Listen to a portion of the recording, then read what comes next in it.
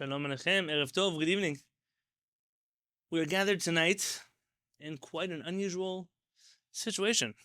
The first half of tonight's recording was not actually recorded. Yes, we had high quality video, but again, due to a malfunction on the audio equipment, we had no audio. So from now until we reached Rabbi and Najara, there was no audio in the recording, and therefore I am recording this again. I'm going to ask for those of you who are watching on YouTube to please judge me favorably, because the second half of the class had an audience and had people and questions and answers. In the first half, it's going to be me trying to recreate, though imperfectly but very differently, all that I shared the first time around with the same passion and love that I have for Limud Torah, and I hope to share it with you as well. Tonight we're going to do what I always do when I come back from a trip to Eretz Israel. And that is that though I was only in Israel for about 3.5 days, and the 1.5 of them was Erev Tisha B'Av and Tisha B'Av itself, I still made time between the hospital visits to Mori Arav, Yaakov Peretz, Hareini Kaprat Mishkavo, to go visit some bookstores that I always frequent in Yerushalayim. I had about 2 hours before I had to take a ride to my flight to get some books, and this is some of that which I brought back to share with you here from our Shiviti Bet Midrash in San Diego.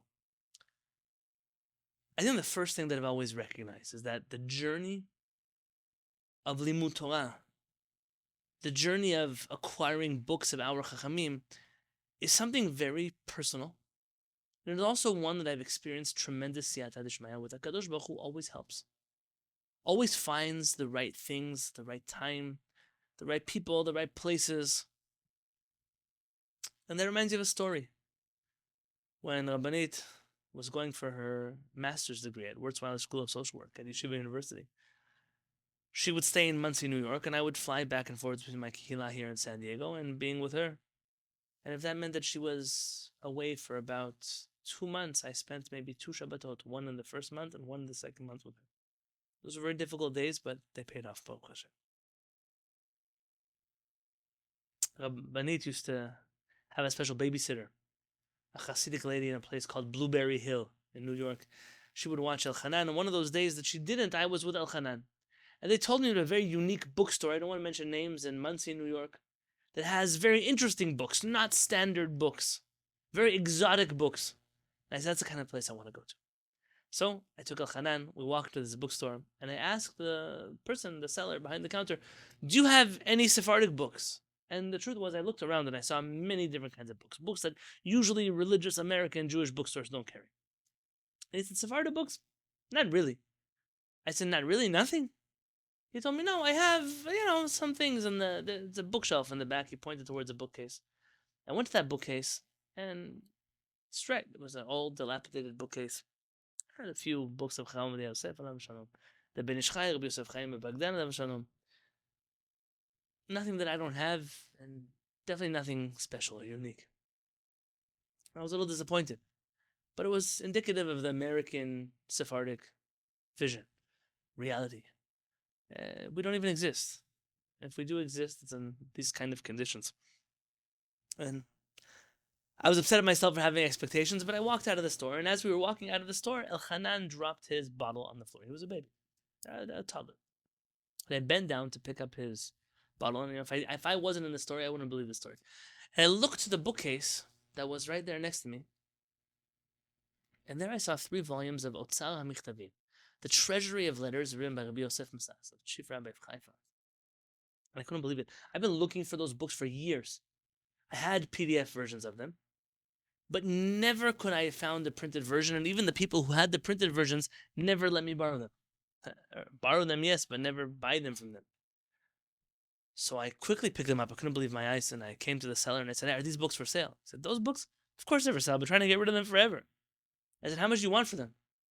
And in my mind, I already said, listen, if he says $1,000, I'm going to have to dig into my savings and take money out because I need these books. He told me $60, $20 a book. And I right away paid him, and I went outside, and I said, Shechianu. Shechianu, V'kimanu, V'gianu, Azman Hazeh, with HaKadosh Baruch Hu's name. I remember that day like it was yesterday, and then I realized, HaKadosh Baruch Hu wanted me to have those books. And when it was time for me to have those books, I had them. And I've always seen the journey of buying Sefarim and which Chachamim I will be exposed to and uncover as part of a unique journey that HaKadosh Baruch Hu takes me on. I'm grateful for it. So tonight I want to invite you on that journey. I came into the bookstore. This was one of the first books that I found, actually, right between the books of the rabbis of Libya and Algeria. I found this book, and I have a copy of this book, and you and I have learned from this book before. The book is called Kehillat Befi. Befi, the praise of Hashem is in my mouth, the mouth of Yosef Peretz. Alav Shalom. It's Rabbi Yosef Peretz, the father of Mori Harav Yaakov Peretz. Let me find you a picture of him. It's a picture of Mori Harav Yaakov Peretz, Hareini Kabbat Mishkavo's father, Rabbi Yosef Peretz. And inside is the address of Rabbi Yaakov Peretz when he still lived on Rehov Reichman 27, which is not far from my in-laws, in Yerushalayim. And there's the stamp that Rabbi Peretz probably stamped on his own, which said that all the money made from this book, all the proceeds will not be pocketed, but rather will be holy and go to the yeshiva that is in the name of Rabbi Yosef Peretz. And I enjoyed seeing the letters of approbation from Chaim Yosef, Rabbi Shalom Messas, Yitzchak Chazan, who was at Bedin Chefa. And ultimately, something that stuck out as I was going through these books, I said maybe instead of just sharing with you which books I brought and who the rabbis were, I could share with you a little bit of their Torah, a little bit of a flavor of who they were. And here there's a letter, a eulogy, a short one, that was written for Rabbanit Mas'uda Peretz, the mother of Rabbi Yosef Peretz, who they left behind in Marrakesh. She passed away on the 5th of the second Adar on Friday night. She was buried on Sunday, Zayin Adar, Tafshin Yud Zayin. So that's about 10 years after the State of Israel was founded. As you know, in those days, there was a lot of bureaucracy. Who could come to Israel and who didn't. And sometimes parents would send their children ahead of them. Sometimes families would go in parts, who had money to go, who didn't have money to go, who the political establishment favored in coming and not. And a lot of stories that don't belong here and now. Rabbi Yosef Peretz, as I shared with you in his Askara, was a very wealthy man in Morocco. And life was not so simple for him. He came from Morocco to Israel. First he sent to Rav Peretz, and only years later did he manage to come on his own. You should know those years were not good. In some extreme cases, like the Jews of Yemen and Balkan and other places, those Jews were taken away from their parents. They were sold to other families. Horrible things happened. But also devastating things, maybe not equally as devastating. But families who were observant of halakha and Torah and mitzvot sent their children only to come to Israel later to find out that they were completely turned against them. We had a Kohen here in San Diego. His father was a rabbi in Lebanon. And he was unable to come on Aliyah yet, but he sent his children. He was such an ardent Zionist. He sent his children to Israel, only for his children to be raised in kibbutzim. And I had to teach the son how to do Birkat Kohanim. He was an old man. He passed away already. He was an old man. I had to teach him because his father, by the time he came to Israel, the son didn't want having to do with him. You primitive rabbi from Lebanon. That was his father. Rabbi Peretz, his father, Rabbi Yosef, when he was in Morocco, had money. And he wanted to know which business he should invest in. At the time, Israel had a shortage of trucks, and his 18-wheel trucks. And his friends told him, listen, if you buy a truck, the government is paying money to people to rent their trucks or lease their trucks. That's what he did. He spent his money. He got a truck. He got it to Israel. And Rabbi Peretz told me that truck was mushbat. It was out of work, out of commission, until it fell apart in a parking lot many years later. What happened? In those days, at David Ben-Gurion's party, your political party gave you a red or blue papers. And if you had the wrong color papers, people wouldn't employ you. The government for sure wouldn't work with you. And the people who kept Shabbat had the wrong colored papers. And as a consequence for those people who kept Shabbat, keeping Shabbat, the government refused to hire Rabbi Peretz's father's truck. And it was unfortunate. He came to Israel, he was a shochet. He then became the rabbi of Megadim, a little yeshuv not far from my parents, where they lived and grew up. Under the jurisdiction of Rabbi Yosef Masas, who was the chief rabbi of Haifa in the region.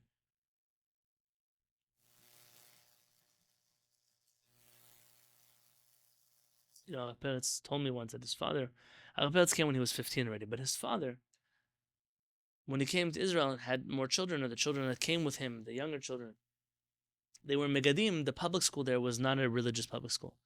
And Rabbi Yosef Peretz heard that if the citizens of the place are a majority that want a religious public school, that they can vote and have that. That's what he did. He went around door to door. He was a very devout man.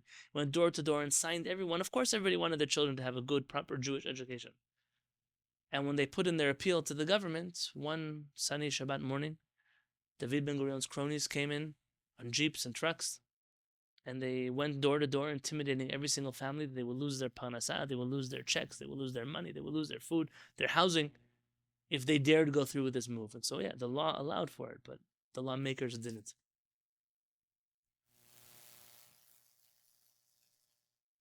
It's a dark side of the history of the state of Israel, not Eretz Israel, that even though we are proud Zionists, we have to talk about. Because if not, people who forget history is bound to repeat itself.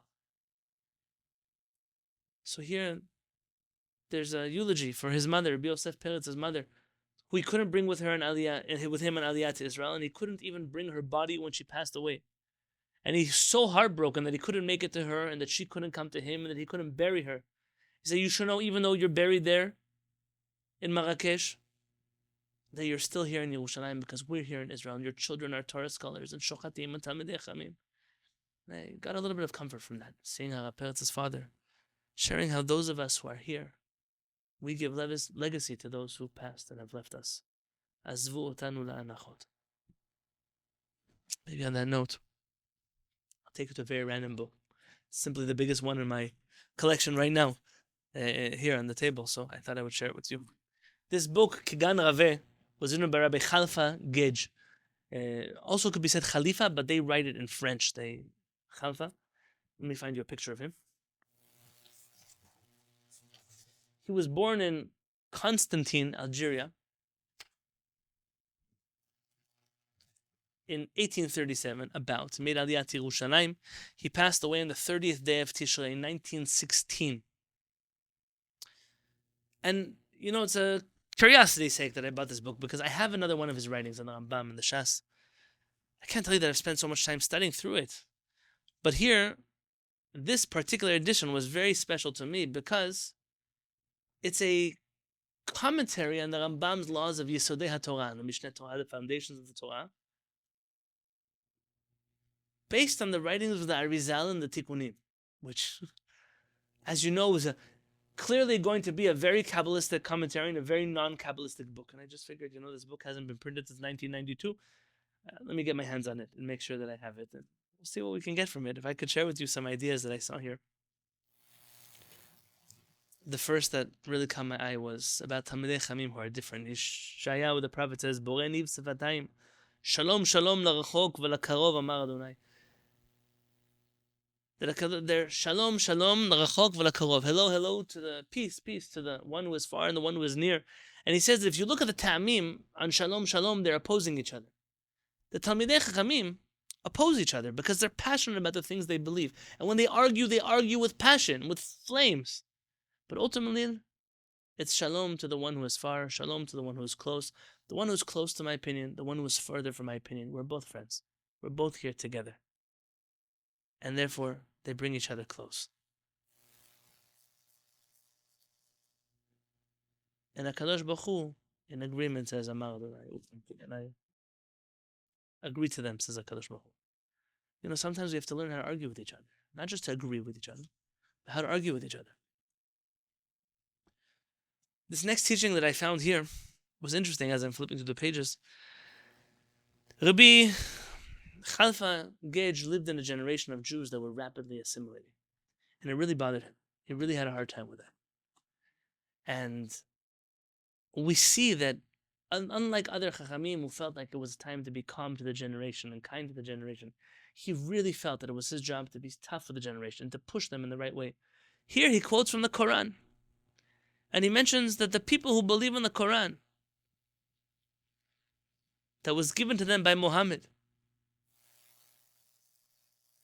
that they believe in the Torah, and they believe in Moshe Rabbeinu, and they believe in the splitting of the sea, how could it be that the children of Israel themselves who experienced those things don't believe in those things? We see the different Chachamim in different generations felt that they had an obligation to help the people become proper again. And I thought it was very special to see him quote Divrei Mohammed Rabbam, the words of Muhammad, their rabbi, Shel al-Islamin, of the Muslims. כל הקוראן, שהוא עיקר דתם, אשר כולם מאמינים בו, וכמעט מוסרים נפשות כולם עליו. He says they believe in this Quran and they're willing even to give up their life for it. ועובדים השם יתברך מסוף העולם ועד סופו. And they serve God from one side of the world to the other. Should we at the very least be like that? I remember Malka Forer, I think, Chava's mother. She told me that her family, Gej, has a connection to it. I don't know if this particular family, so in her family there is that name. If I'm talking about commentaries in the Rambam that are unique, so this next book that I found it to be quite unique, and Zev, I think you'll appreciate this one. It's a commentary of Rabbi Yaakov Tzahalon HaRofeh. Rabbi Yaakov Tzahalon was born in Italy in 1630 and died there in 1693. He was a graduate of the University of Rome, the medical school of the University of Rome in 1656. I was once told by someone, that obscure Moroccan rabbi who lived in a cave, the denigration that people have towards certain Chachamim, that you don't even know. Their levels of intelligence and education, and erudition and scholarship. But I see that Sephardim suffer from this too. I was once teaching a shiur and one Sephardic man, and I'm intentionally saying Sephardic. He was telling me don't you know that all the things you're saying, but Ashkenazim have higher IQ than Sephardim, and we are... I'm very far away from these kind of silly conversations, but such a terrible inferiority complex. For what? Where were other Chachamim in 1656? Finishing medical school? Professors in universities? Writing books of Torah and medicine? In the 4th chapter of the Laws of De'ot of the Rambam, he talks a lot about medicine. And you hear people, the Rambam's medicine is old, it's outdated, it doesn't matter. People gloss over it. I'm not telling you that everything the Rambam wrote it matches up with the science of today, not the point. But if the Rambam is writing words of medicine, he was a doctor himself. On top of that, the Rambam in the Mishneh Torah is not giving you personal opinions, it's sharing with you, codifying things that our Chachamim taught us. And those of us who study those areas of the Mishneh Torah sometimes feel either we're lacking in the Torah part to understand it, or in the medical part to understand it. And this book is beautiful because this academic, Dr. Zohar Amar, took the manuscripts of the medical commentary on the Rambam's medical writings in Mishneh Torah and shared it with us for the first time in Hebrew.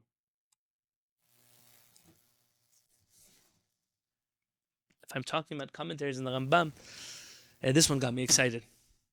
A first version of this was printed a few years back, and it was so popular that they printed the rest of it. This book is called Mishneh Kesef. Mishneh Kesef is a commentary on the Mishneh Torah, the book of Mada, by a rabbi by the name of Rabbi Yaakov Kuli. And I'm certain that you know Rabbi Yaakov Kuli, and if you were a Sephardic Jew of 100 years ago, for sure you'd have heard of Rabbi Yaakov Kuli. Rabbi Yaakov Kuli is the author of the Me'am Lo'ez. The Me'am Lo'ez, also known in English as the Torah Anthology, I think was translated by Rabbi Aryeh Kaplan, is a running commentary on the Chumash, the Mikra, of Nevi'im, Ketuvim, Megillot, all kinds of books, Avot, I think, Haggadah. There's a number of them. And this project was started by Rabbi Yaakov Kuli. See, Mori Harav Yaakov Peretz Hareini Kapadim Mishkavo always said, Sephardic Torah is not exciting. I'm adding, it's wholesome, but it's not exciting. People go to get these pilpulistic methodologies and understandings of Torah and Kabbalistic insights of this and that. Sephardic Torah is very boring. In a good way. It's wholesome. What do our Chachamim do? So after Tefillah is over, let's say you pray Tefillah. I'm not talking about B'netzach Chalad, don't exaggerate. Let's say someone prays Tefillah at 7 o'clock. They finish by 8 o'clock. When do the stores open? 10 o'clock. What do they do from 8 o'clock to 10 o'clock aside from eat breakfast? They learn Torah. In the old world, the people stayed in the Beit HaKnesset, or they went to breakfast, they came back to the Beit HaKnesset, or they had breakfast outside of the Beit HaKnesset, whatever arrangement that they had. And they will learn Torah. And what do the Chacham teach? Like the Chok Israel. Torah, Nevi'im, Ketuvim, Mishnah, Talmud, for those who understood it. Maybe some Zohar, some halachot from the Rambam and the Shulchan Aruch, Musar, They would go home. And before Mincha or after Mincha, and before Arvit or after Arvit, they would do the same thing. And you do that for 20 years, 30 years, 40 years, even if you're the one who doesn't show up to Mincha and Arvit, you just come for Shacharit. You do that long enough, you know Mikra well, you know Mishnah well, you know Talmud a little bit, you know Halachot well, you know what you need to, you know everything. That used to be the way people learned. It could be you never heard about the Kabbalistic secrets of marriage. It could be, because even the Mekubalim didn't hear about it. All kinds of provocative class titles. You go to rabbis today, you learn with them your whole life. What did I learn? From one topic to the next topic to the next topic, but never any classic Torah. Rabbi Yaakov Kuli wrote a book in Ladino, Judeo-Spanish, in the language, the spoken vernacular of the people in his time and his place. And he wrote for them, lesson by lesson, based off of he started in the Chumash, and then later was continued by his students. I'll talk about that in a moment. Different words of commentaries, different commentaries on the Pesukim. He would then share halachot that were weaved in, musar, how to raise children, how to be married, how to serve HaKadosh Baruch Hu, history of the Jewish people.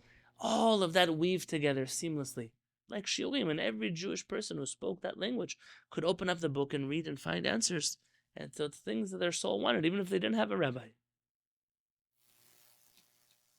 I don't know if I told you, but he was born in 1689 in Yerushalayim and died in Constantinople in 1732. He was about 43 years old.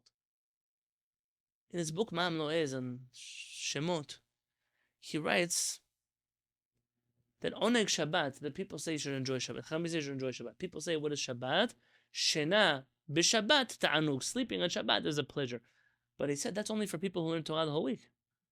But people who don't learn Torah the whole week have to make up those hours on Shabbat. How do they do it? He said in their world, after Shacharit, my grandfather, my father's father, the Yemenite, Bet Knesset, and their Bet Knesset, already 7 o'clock, 7:30, they were back from Shacharit. They would go 4:30, 5 o'clock, 5:30. That was when they would start praying on Shabbat. Remember the later years when his community already weakened and the younger people were throwing rebellions and they decided, okay, if I will move Tefillah at 6:30, 7 o'clock. He couldn't believe, what kind of Jews pray Shacharit so late at 7:30 in the morning? I want to tell him what we do. But they would finish praying early. And they would have, it wasn't lunch of Shabbat, it was breakfast, Sudat Shacharit. They would have breakfast, they would come back. What do you do from after breakfast? 9 o'clock, 10 o'clock? What do you do until Mincha time? You come to the Bet Knesset, you learn from the Chacham. Again, Mishnayot, and Halachot, and Mikra, and Pesukim, and songs. Whatever you learn from the Chachamim. So you're full of Torah. Sleeping is for the Talmidei Chamim, but the regular people, that's when you have to make up all the hours. I understand you cannot learn Torah the whole day, every day, but what about Shabbat? What's the excuse then?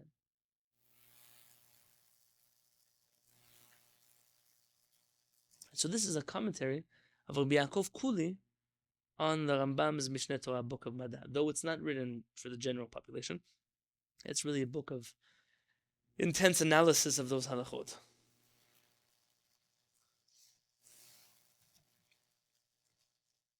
One of the interesting things here is the comparison that Yaakov Kuli takes the laws of the Rambam, how they did or did not make it successfully into Maran Shulchan Aruch, and discusses that at length in many places. If I'm talking about Maran Shulchan Aruch, so I think there's the last book that I didn't cover before the camera came back to life. This book is Maskil Shirei Didut.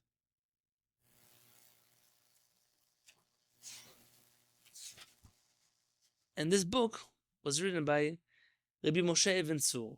You know, the name Ibn Sur, Ibn Sur, Abin Sur, Morocco has many variations. But it was put out by a certain academic, I believe Dr. Yosef Gabay. This was published by Rabbi Moshe Dr. Amar. Dr. Moshe Amar. I'll talk about it in a minute. But this entire book is the first 150 so chapters of the Shulchan Aruch written in song form.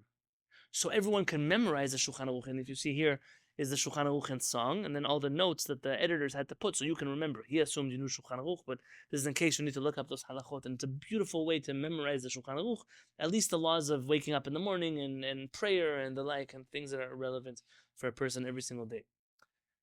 You know, when I buy these books from this particular printing press, Orot Yehadut HaMaghreb, I merited over the summers when you send me to the Sephardic Educational Center's Metivta program.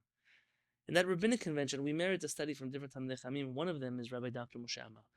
Rabbi Dr. Moshe Amar is a very pleasant person. He's very sweet, a very kind person, a real Talmid Chacham from the old school of yesterday. Also a very well-respected academic.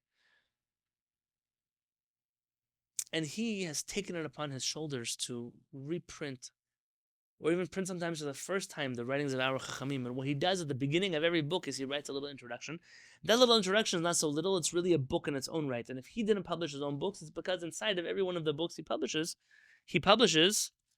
a whole other book that's really an introduction to this book. If I could show you, for example, what I mean, in case you're not sure. So if this is the book, and I could show you that this part of the book is the Shulchan Aruch part, this part is the whole introduction written by Rabbi Dr. Moshe Amar. And one of the interesting notes that we find here, as I'm sure you know, in Morocco there were different communities. There were the local community of Jews that were there before the Spanish expulsion. In the Jews that were expelled from Spain, they called them Megorashim, that they came to Morocco. And there was tension between the Kehillat, namely because it seems that the Jews in Morocco had their own tradition, most likely following the Rambam in that camp, the Rif perhaps, whereas the camp of the Jews from Spain, they were mostly students of the Rosh, and they brought the teachings of the Rosh to Spain. He was the chief rabbi of Spain, though he was Ashkenazi. I'm sure those of you who are well-read, you know about some of the friction that existed in those times. Today, the Moroccan community is looked at as quite homogenous, but then there were these differences inside of the Moroccan community. And let's be honest, that Maran, Rabbi Yosef Karo, a lot of his goal in writing Shulchan Aruch was not necessarily to bring peace between Sephardim and Ashkenazim, as much as to unite rival factions of Sephardim that were already broken up between Rambam and Rif on one hand and the Rosh on the other hand. And what's interesting about this is you find that Rabbi Moshe Ben-Tzur, he comes from a family that are Megorashim, and they came to Fez, and so that means they come from the community of the Rosh. But this already shows that by the time his generation rolled around in the 1700s, that the Shulchan Aruch was already accepted as the book of Halakha that people were memorizing at the time. It shows you a historical fact about the acceptance of Maran in Morocco at this time. Back to Rabbi Yisrael Najara. Let me back up then. Rabbi Yisrael Najara was a famous Chacham. Najara is from a city in Spain. Rabbi Yisrael Najara wrote songs like Yaribon Alam, Ya'ala, Ya'ala. He was born in 1555 in Damascus and died in 1628. He was the rabbi of Gaza. And this book, Kli Machzik Beracha, is a book on the importance of Birkat Hamazon. I was going to tell you a story about him. Now everyone's already back to his book. So as he was running away from Tzfat, because there were people who did not like the type of writings that he wrote and the songs that he sang and the poems that he poemed, that's not a word, he authored. So he found himself coming back after a certain point in time to Tzfat. And he was attacked, according to the legend, by some non-Jewish bandits of the Middle East. And they wanted to take his money, and they wanted to kill him. And he said, please, if I could make your camels dance, will you save my life? He said, you can make our camels dance? Of course we'll save your life. And so he started singing a song to the camels. And legend has it that the camels started dancing, and they danced them all the way back to Tzfat. And he had a private army of bodyguards that took him all the way back home. Oh, Hashem. That's Rabbi Yisrael Najjar. That's the small book here. Yes. This next book is a follow-up to another book that I mentioned to you last time when I walked into Holzer books. Lior Holzer put out a book recently on what is Shabtaut. What is Sabbatianism? That one. And he has here a Drush Boker de Avraham by a certain Rabbi Avraham Miguel Cardozo. Rabbi Avraham Miguel Cardozo, have you heard of him before? Rabbi Avraham Miguel Cardozo, you never heard of him. We've heard the name, Cardozo. Miguel. Was born in 1627 in Spain, and he died in 1706 in Alexandria in Egypt. He was about 79 years old. He was a rabbi, a doctor, a Kabbalist, and most famously, one of the most vocal proponents of the belief in Shabtai Tzvi in the world. Second, probably only to Nathan of Gaza himself, Natan HaAzati. Rabbi Abraham Cardozo was a special believer in Shabtai Tzvi. He had some really deep theological differences with the mainstream camp of Shabtai Tzvi. You know, Shabtai Tzvi is a fake Messiah, a false Mashiach that came to the Jewish people, wreaked havoc in the Jewish community. When Shabtai Tzvi fell out of grace and then ultimately became a Muslim, many followers of Shabtai Tzvi also became Muslims. Many of them lost their faith. Avraham Cardozo was one of the few that pushed very hard that Jewish people should not convert to Islam just because Shabtai Tzvi converted to Islam. Rather, that the Mashiach had to become Muslim in order to do a special tikkun, a special fixing that only he can do. But the rest of us are supposed to remain good Jews until he comes back. Now, if I were to tell you about the writings of Abraham Cardozo, was that he was the more moderate of the Shabtai, most controversial. The students of Shabtai Tzvi hated him. He had never actually met Shabtai Tzvi. Corresponded with him many times, never actually met him. And that meant that he had the luxury of developing a theology of Shabtai Tzvi without actually engaging with the person himself. He even carried a little book with him in which he claimed Shabtai Tzvi wrote this book to him to clarify all kinds of things about faith in him. But modern academics believe, like the students of Shabtai Tzvi did then, that it was a forgery that Abraham Cardozo wrote himself. Nonetheless, why tell you he was moderate? Whereas the other Kabbalists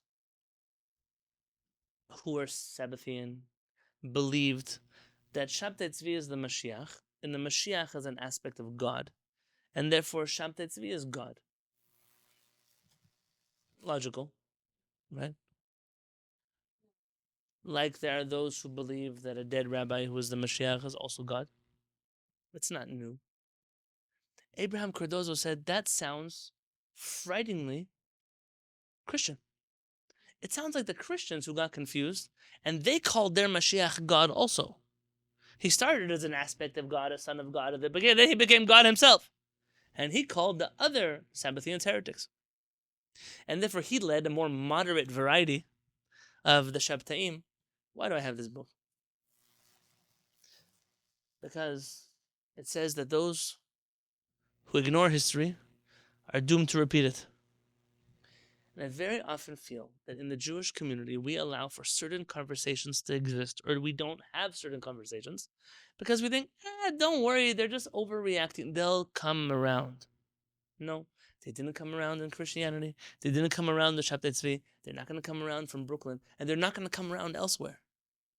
We have an obligation to understand the way these cycles work, especially when there's a certain type of Kabbalistic literature that exists that empowers this type of belief. And so if you don't know it, how can you recognize it? And therefore, I have a special place in my bookshelf. It doesn't go with my Tanakh, but it goes with other books that fit in the genre. It's going to be okay. The recording will be fine. This next book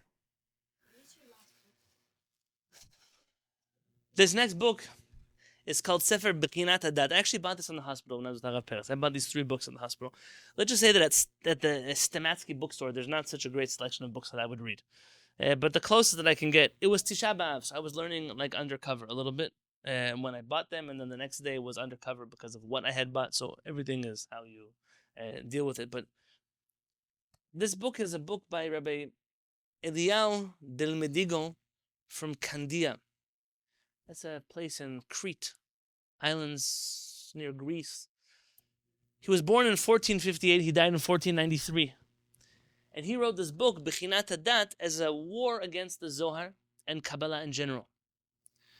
He was a famous, I'll show you a picture of him. It's a very old book. It's hundreds of years old.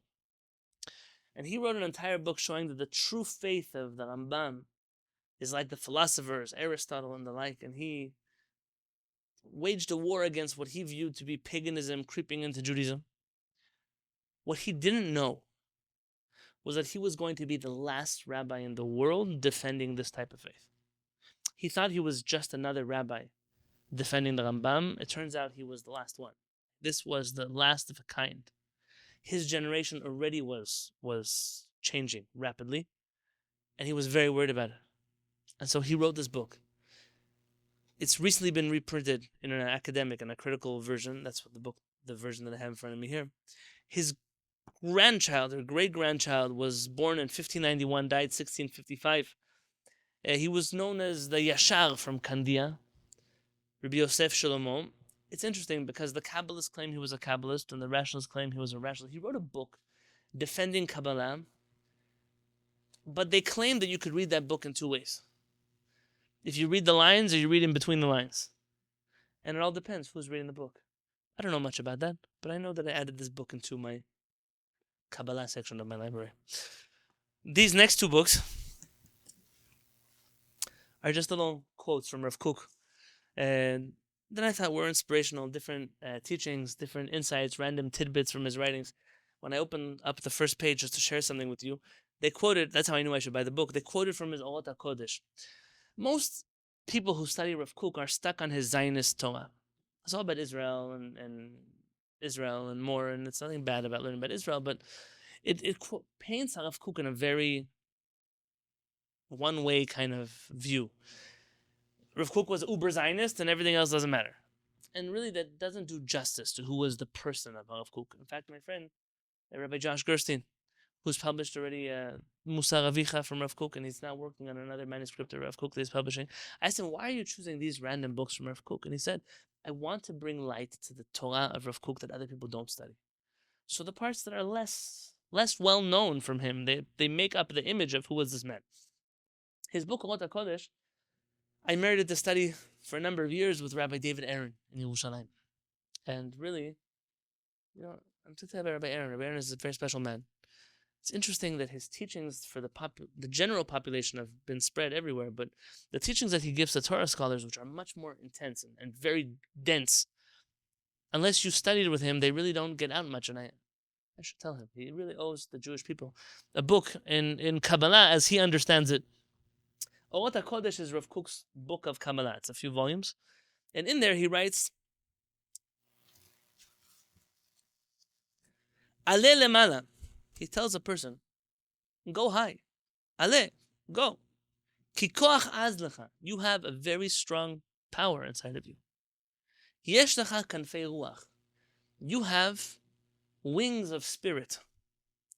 Kanfei nesharim abirim. You have the wings of a great eagle. Al techachesh bam. Don't suppress your inner power. Peni chachashu lecha. Because they have the ability to suppress you.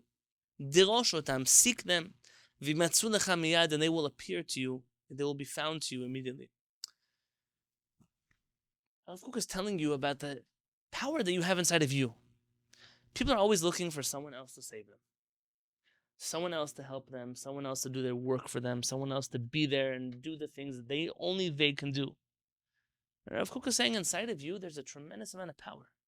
You have to harness your power. Don't hide it. If you never discover the power that is inside of you, you might never fly.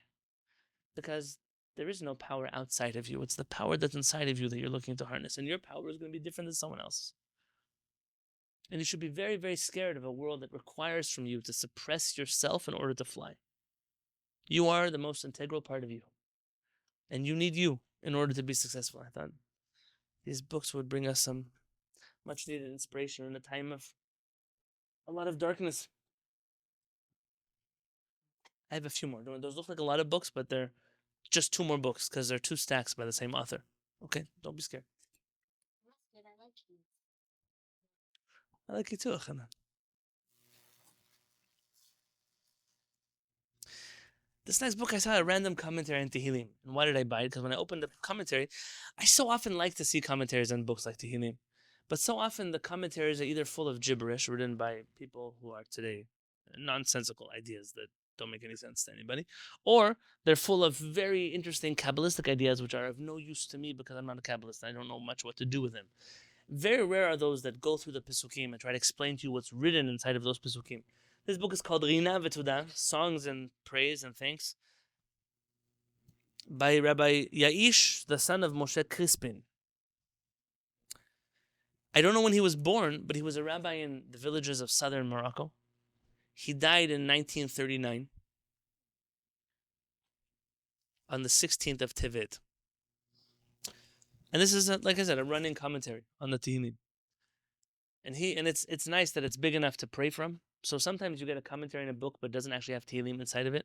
I just got a commentary of the Radak, I think, on Tehillim, but it has no Tehillim inside of it. It's just the commentaries. I have to have a Tehillim open and the book open, which is frustrating because paper is not so expensive anymore. So you just add, how many more papers can I add to put the Tehillim inside of the book? To each their own. But it has a nice that I could read, and then when I stop to look down at the commentary, what do those words mean? What does the idea here mean? And he has a commentary in the book of Bereshit that I don't own. It's called Perach Shoshana, the rose flower. And in general, he liked roses. Rabbi Yesh Crispin, he felt that roses were very significant in Jewish thought. He said a rose is a plant that grows very low. It's not a tree, it's not a sequoia. It's a small plant, but it's very beautiful.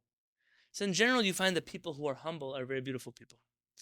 Like Moshe Rabbeinu was humble, and because of that, he merits to receive the Torah on Har Sinai, which is humble, and therefore merited to receive the Torah.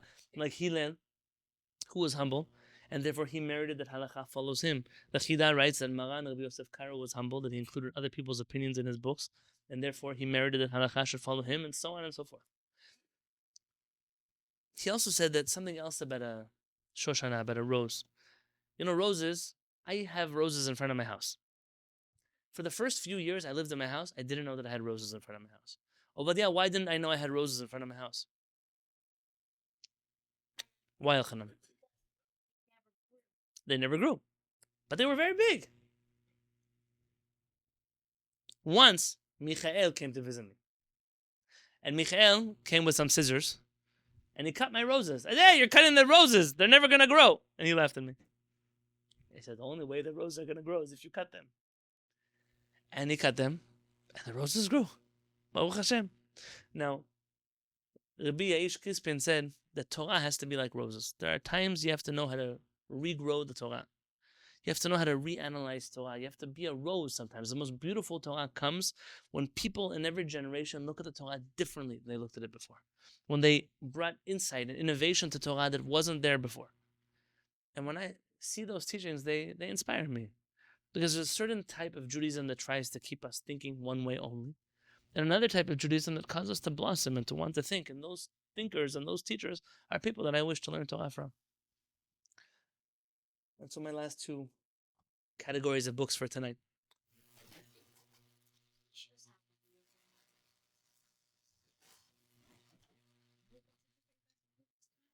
I didn't count them. A whole suitcase. I always fly with an empty suitcase.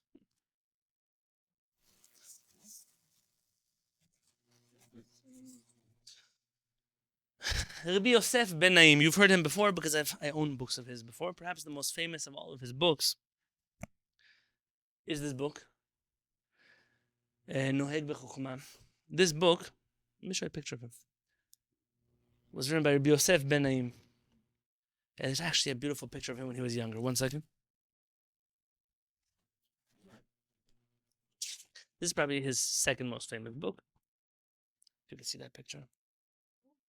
It's a common thing in North Africa that rabbis put their own pictures in their books. It's unheard of in other places, but it's a very common practice here.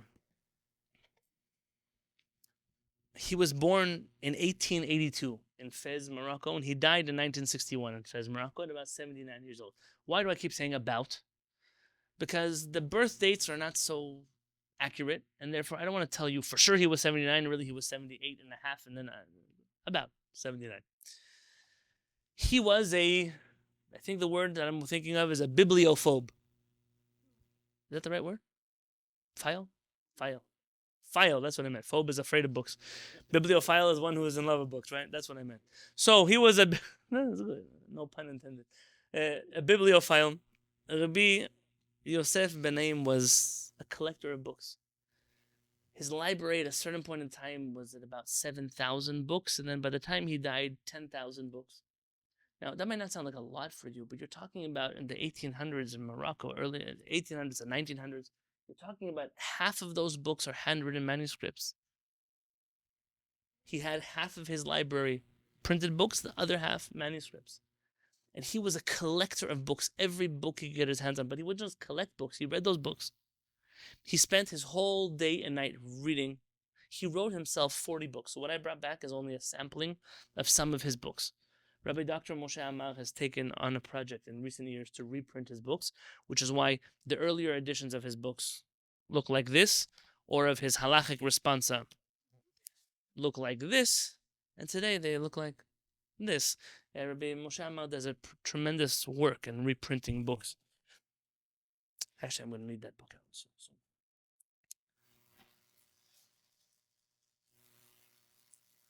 You haven't heard so much about him from me because every once in a while I pick up different books to get involved in. And whenever I approached the writings of Rabbi Yosef Benaim, it was always like, how am I going to bring back 40 books to America? But this time around, I think a different spirit was in me. And I felt like, people don't live forever. And you got to do what you got to do now. So I'll start. I'll start with the beginning. And we'll keep adding to the collection. It's not the end of the world. Yosef Benaim had a tragic life story in that, by the way, he had 7 or 8 children, and his wife passed away. And his wife's relative married him in order to take care of the children, because she felt that someone who was related really should take care of the children. And she became an incredible wife to him also. He was married to 2 people from the same family, one after the next. Yosef Benaim didn't want to make Aliyah to Israel, because every time he tried, it involved having to leave his books behind. And he couldn't bring himself to leave his books. It just was to him, he said, Hamavet yafrid beni leven sefarai. The death will separate between me and my books. Ultimately, President Ben Zvi of the Ben Zvi Institute tried to seduce him. And I say seduce because Ben Zvi was notorious for stealing books from Sephardic people. Tried to seduce him to sell him his library or make Aliyah. He'd help him make Aliyah with his library. And I think that Rabbi Yosef Benaim knew better than to take that offer. And he ended up staying in Morocco until the 60s, until 1961, because he didn't want to leave his books. What? So what happened to his books? When he passed away, one Jewish organization agreed to take on responsibility for the restoration and the preservation of his books. It's an organization called the Jewish Theological Seminary of America. Yeah.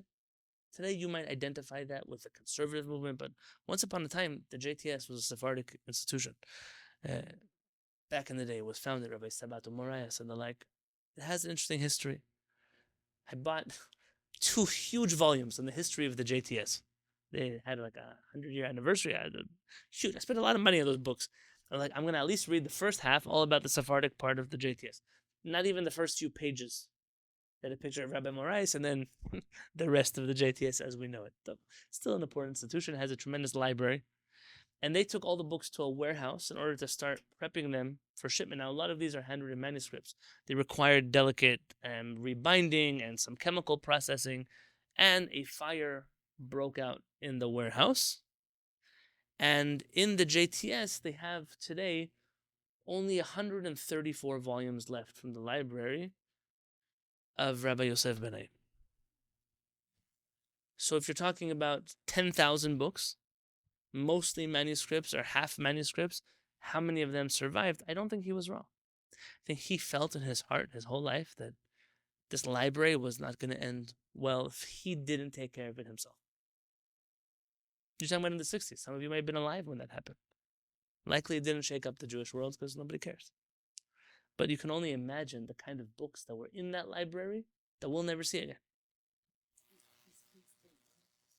I don't know the story. That's the few details I managed to pull, and maybe as I read through, I'll find more. You have to remember also that aniyut lo hinicha midat tova, poverty. I can imagine the kids of his that made Aliyah or the like. Think about our grandparents' generation making Aliyah from Morocco or Yemen or Libya. How much money did they have to bring over 10,000 books to preserve them? It's like all the cards were stacked against him. But I found one or two interesting things from his writings I thought I would share with you. The first, he put out a book called Malki Rabbanan, which is a biography of hundreds and hundreds of rabbis whose books he had from North Africa and the region. In the introduction, he writes that at the beginning, he was very afraid. It's handwriting over here, if you can see that. He was very afraid to write about them because who is he to start writing biographies? And what if he misses information? And what if he doesn't have all the right dates? And what if? He said, but you know what? If I think like that, I'll never write anything. And for me, that was encouragement because the mind of a perfectionist is never to do anything unless it's perfect. And so who's busy doing things? All the imperfect people, but they're actually accomplishing things. So ironically, you have perfect people who do nothing and imperfect people who do everything. It'd be very nice if there would be a little bit of balance. If some of the imperfect people stopped doing certain things and some of the perfect people started doing more things, then the world would be a more balanced place. In this particular book, I saw, just because recently some people were making fun of a minhag, and you should know, I don't love to make fun of minhagim. It's not a good thing in general.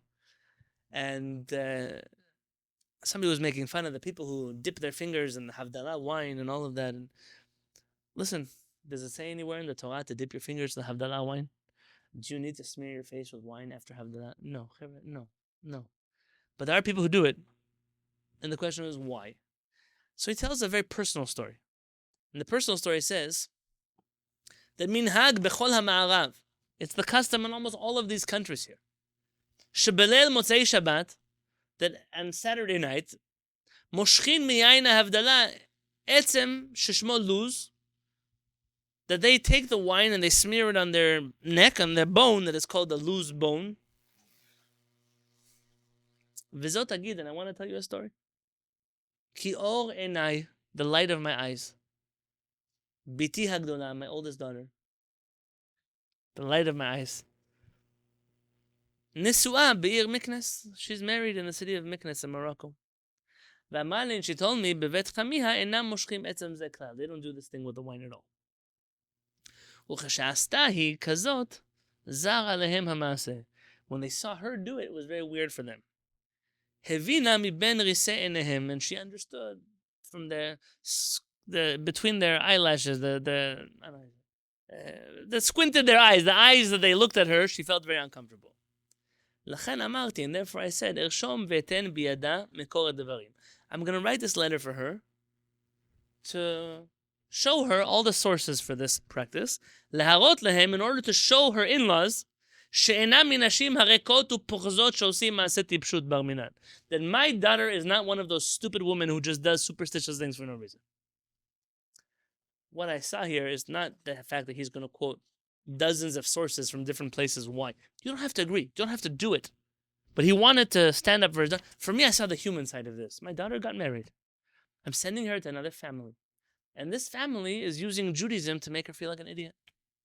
And I don't like that. But instead of bypassing her and talking to her father-in-law like two men, he wrote a letter to his daughter because she's a learned person. And she could read the letter. And she can explain to her family that she's not an idiot. And that she does things for a reason. And for me, this is always my greatest nachat. With my kids, and my congregants are like my kids too. Sometimes I hear guests coming, and I hear whispering. They're explaining to people, why do we say a bracha before we wash our hands? Or why we the salt by hamotzi? Or why? And I see that people know how to explain things. And that makes me very proud. That you know how to explain things. We're not stupid people who don't know what we're doing. It's very important. And it's a special letter from a father to a daughter in halakha that I don't find very often in other books of halakha. And for the last set of books for today, and these are commentaries on Tehillim, on Perkei Avot, on Agadata of the Shas. These are 4 volumes on halakha. A lot of beautiful writings of his that we will get chances, Bezat Hashem, to learn together.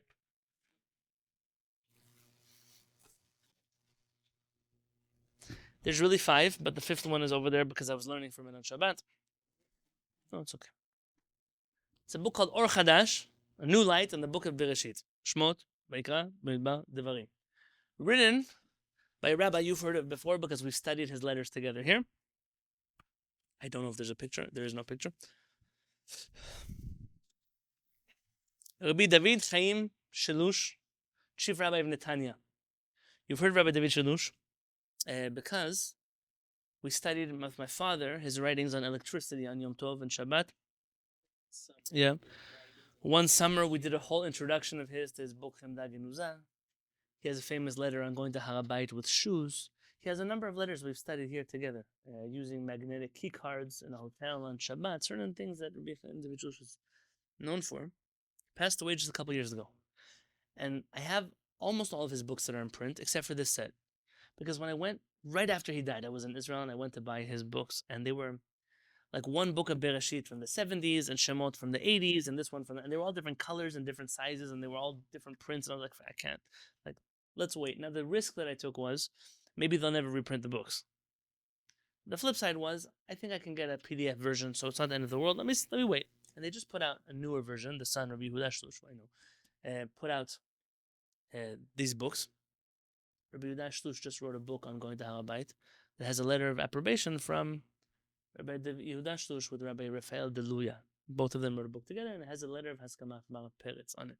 So it's a special. There's a special connection there that they went to Har HaPeretz to get approbations for their books. He was born in 1920 in Morocco, and when he was about 6 months old, his parents made Aliyah to Israel. So he considered himself Yerushalmi. He was a Jerusalem boy. His parents were then thrown out of Israel because, as you know, at a certain point in time, Jews that were holding foreign citizenships were thrown out of mandatory Palestine, or whatever they called their land, and they sent certain Jews out, and they had to come back, and his family went in and out of Israel a few times, but ultimately he died in 2016 in Israel. He was the chief rabbi of Netanya, like I told you. He's very, very sharp, very particular. He's from the class, so his class in Puat Yosef, he learned in Yeshiva in Yerushalayim. His classmates, Rabbi Obadiah Yosef, Rabbi Mordechai Eliyahu, Rabbi Chaim David Halevy, Rabbi Ben Zion Abba Shaul was one of their rabbis. Rabbi Ezra Atiyah was one of their rabbis. Rabbi Kaduri was in the yeshiva at the time that they were. Rabbi Chacham Tzion Levi was the chief rabbi of Panama, was in the yeshiva at that time. It was like the dream team of Sephardic rabbis of the next generation, all studied together in Puat Yosef at the time. You should know Har HaPeretz also went to that yeshiva. When he made Aliyah to Israel in 1952, they made fun of him because he was an immigrant from Morocco. Har HaPeretz was sensitive his whole life. But they treated him like, when he came to the yeshiva, he was very young. And by how he got to the yeshiva, it's a beautiful story. For those of you who understand Hebrew, I have a recording for you of how he made Aliyah to Israel alone without his parents. They filmed him in his house. The university in Israel, there's a museum in Israel called the Museum of... That's a funny name. They filmed him, and I have that recording of his. They tried to force him to break Shabbat when he was coming from Morocco to Israel, all kinds of horrible things. And finally, some religious guy found him and took him to Yeshiva in Israel because he was Sephardic, sent him to Puat Yosef. And first they took him to Ponevezh, but they said, they sent him to Puat Yosef in Yerushalayim, and he said, they tested him to see what his learning level was, and they put him in the highest class in Puat Yosef. And some of the local kids were like, why are you just came off a boat from Morocco, and now you're in the high class? What do you think you are? Made his life miserable, and he went back to Bnei Brak. He always said, I'd rather learn with Ashkenazim, who are good people, than Sephardim, who are bad people. He would say that sentence all the time. It's about good people. That's what the world is. There's good people and bad people. It doesn't matter who they are. And that was his decision. He spent 25 years almost in Ponevezh instead of in Puat Yosef. Rabbi David Shelush, his comments in the Torah are sharp, but he was an expert in Hebrew grammar. And very often he takes words and he explains words and how they got there. In particular, in this volume, he bemoans the fact that in yeshivot today, nobody studies Tanakh. And he tries to give different reasons he's seen why people don't give Tanakh. And he says that really, מפני שעסקו בו המשכילים הכופרים בלימוד המקרא, לא היה ראוי למנוע מתלמידי ישיבות את לימודו. The rabbi's idea was because the reformers of Judaism, the Enlightenment, Maskilim, are learning Tanakh and they don't believe in God, so we also can't learn Tanakh. And he said, really, this led to a whole wave of things. Because the Zionists came to Israel, we shouldn't believe in Zionism. Because they speak Hebrew, we shouldn't speak Hebrew, and we should speak Yiddish. And then I said, all of this is one big craziness. He said, so, if anything, if they're learning Tanakh wrong, then we should step up the game of learning Tanakh correctly. If they're speaking Hebrew and they don't believe in God, we should speak in Hebrew and believe in God. If they are trying to take Israel and turn it into a country away from God, we should do the opposite, not stay away from it. So what kind of logic is that? And then he says something heartbreaking. He says, how do you know how many of those Jews that left Judaism didn't leave because they just wanted to learn Tanakh and they were told not to learn Tanakh, so they were pushed into the hands of the Enlightenment, into the hands of academia. And I see this all the time. I see, for example, somebody who's close to us, she just wanted to learn Torah. But at a certain point in time, there's nowhere for women to learn Torah in an academic setting, on a Torah setting, on a high level. You go to seminary a year, 2, 3, I don't know how long seminary you can stay. There's no yeshivot and kodalim, and there's no tracks. So what ends up happening? Either she's going to go to an organization that is less in line with the Torah, or she's going to go to the arms of academia, because over there you get a PhD in Torah studies. But what kind of Torah do you really study there? Rabbi David Shalush says, if anything, this generation warrants from us, requires from us to return to the classics and to study them properly and to help this generation, especially the people who want to be connected to things like the Mikra. And so, B'ezrat Hashem, I hope that in the next years that we have learning Torah together, that we make use of all of these things. And as I end where I began, 2 things to remember. Your journey of learning Torah is decided by HaKadosh Baruch Hu. Where we go and who we meet and who we learn from and who we learn with and the books that we discover and the Torah that we learn, it's a process that's very personal. Everybody's is very different. And what works for you is not going to work for somebody else, works for somebody else, not going to work for you. What works for me might not work for someone else. And the second, to remember that there's nothing in the world like our classics. I mentioned to you that for Harav Peretz, he always said, stop fighting between Jews. Because we can all agree on these things. We can all agree there is God. We can all agree that there's a Torah that was given on HaSinai. We can all agree that the Tanakh are our holy books. We can agree in the Mishnah and the Talmud is binding on the Jewish people. And we can agree that the Rambam and the Shulchan Aruch are a proper way to follow halacha. After that, you want to dress like this and you want to dance like that and you want to pray with this tune. It doesn't matter. None of those things matter. What matters is that we all can gather around the classics of the Jewish people. And so you'll see a common theme from commentaries in the Tanakh or commentaries in the Rambam or songs of the Shulchan Aruch. It's all part of the same hope. The hope that the more classical Torah we study, the more we're able to keep the Jewish people together. And so I just want to thank you. Because without this Bet Midrash, I'd have no one to share these books with. They'd be like the first few years I was in San Diego. They'd be hiding on my shelves for no one to care because no one cares. And I have you, and we learn Torah together. And the fact that you appreciate and that you come on this journey, and you should know that these videos of the Jerusalem visits to a bookstore, they actually get a lot of feedback. People write me emails. I never knew about that book. I never read the Chacham. Next time, would you take us on a field trip to bookstores in HaShamayim? Or maybe you should do a series on all the books in your library. We would be here the rest of our life if I started to do a series on every Chacham in my library. But it's not a bad idea. It's something, the reason I bring these names and the reason I consider this a shiur is because I want you to know these people. There are Chachamim whose eyes are covered in dirt. When they were buried, that's when they ended. That's when their life ended. That's when their legacy ended. That's when their Torah ended. I sometimes think of some of these Chachamim who didn't have children. Or they had children that didn't follow Torah mitzvot. Or they had children who came to other countries and married people who weren't Jewish and left the Jewish faith. And I say, if we don't study their Torah, who will? If we don't read their books and we don't preserve their legacy, then who will?